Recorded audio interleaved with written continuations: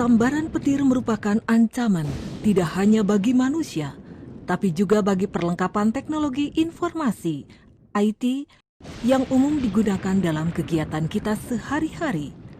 Kerusakan pada perlengkapan semacam ini merupakan hal yang kritis dalam kehidupan seperti saat kini.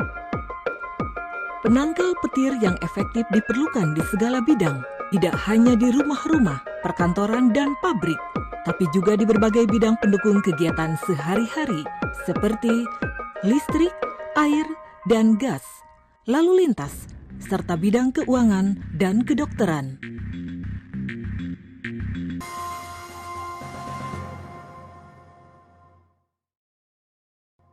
Bagaimana petir terjadi? Di sini akan kami jelaskan mekanisme dasarnya. Ketika cahaya matahari yang sangat kuat memancar langsung ke bumi, terbentuk uap air dan kemudian berkembang menjadi awan cumulonimbus yang bergumpal-gumpal.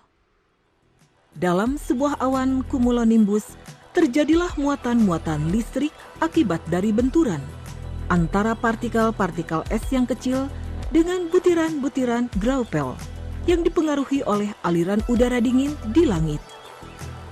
Muatan-muatan listrik yang terdiri dari ion-ion positif dan negatif tersebar secara acak di beberapa bagian di dalam awan tersebut. Ion-ion negatif terkumpul di bagian bawah atau di dasar awan, sedangkan ion-ion positif terkumpul di permukaan tanah. Penyebaran muatan listrik tersebut membentuk medan elektrostatis yang besar di antara awan dan permukaan tanah. Ketika medan elektrostatis terbentuk, terjadi pelepasan yang meningkat secara bertahap dari dasar awan ke bumi.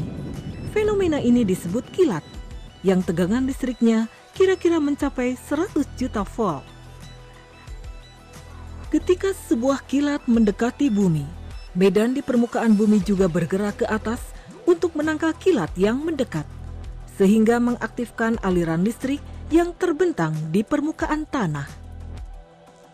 Ujung dari sebuah kilat yang terbentuk kemudian akan terhubung dengan muatan listrik terdekat di antara sekian banyak muatan listrik yang timbul di permukaan tanah. Pada saat itulah terjadi sambaran petir. Terdapat dua jenis akibat hantaman petir. Pertama adalah hantaman langsung yang mengenai suatu objek. Kedua adalah hantaman tidak langsung yang menyambar di dekat suatu objek. Ketika sebuah kabel penangkal petir menerima hantaman langsung, sebuah arus listrik besar berkekuatan puluhan ribu ampere melintas melalui konduktor timbal dan elektroda di tanah. Melintasnya arus listrik yang besar ini menghasilkan medan magnet. Jumlah arus listrik yang tidak biasa ini kemungkinan juga melintas di jaringan PLN dan telepon sebagai akibat dari induksi elektromagnet. Jika jaringan ini berada di wilayah medan magnet. Ketika arus listrik yang besar ini mencapai elektroda yang ditanam di tanah, tegangan listrik di ujung elektroda ini akan naik cukup tinggi. Tingkat tegangan tinggi seperti itu disebut sambaran petir, yang merupakan faktor utama penyebab kerusakan peralatan elektronik. Seperti diuraikan di atas, meskipun kawat penangkal petir bisa melindungi bangunan, akan tetapi tidak bisa mencegah kerusakan peralatan elektronik dari akibat sekunder sambaran petir ini. Selanjutnya mari kita lihat akibat dari sambaran petir tidak langsung.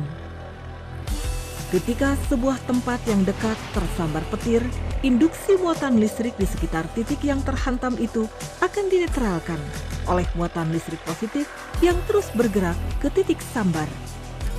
Muatan listrik yang berada di permukaan tanah dapat tersambar petir, dan sambaran petir ini akan mengalir pada kabel-kabel sinyal, seperti jaringan data dan telepon yang terbenam dalam tanah.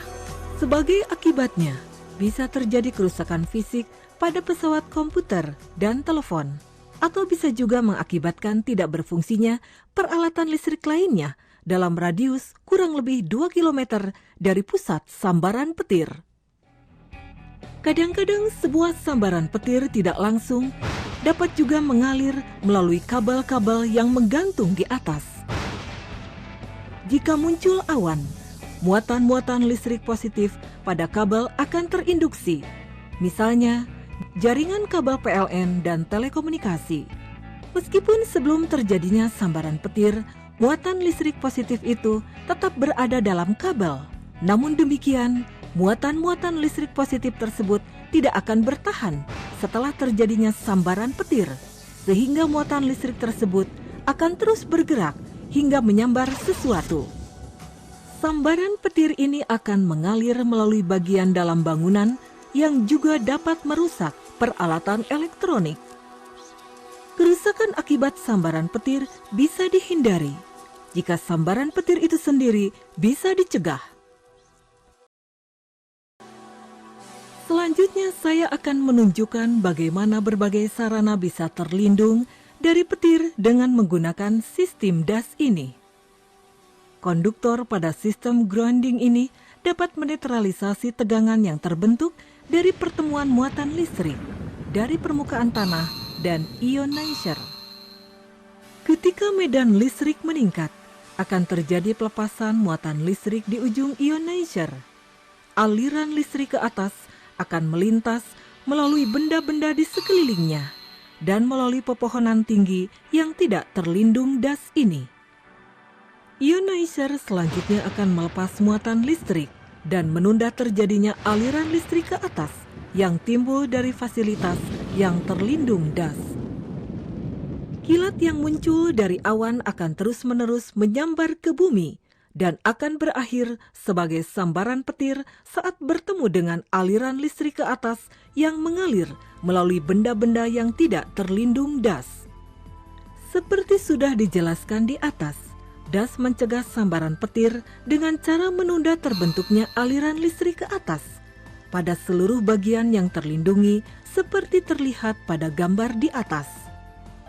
Sementara itu, sambaran petir yang disebabkan oleh sambaran petir tidak langsung akan mengalir melalui kawat logam seperti kabel dan kawat, sehingga bisa merusak peralatan elektronik dan telekomunikasi. Untuk itu, pada sistem DAS dipasang alat pelindung sambaran petir SPD yang dapat mencegah sambaran petir yang akan mengalir menuju ke peralatan tersebut.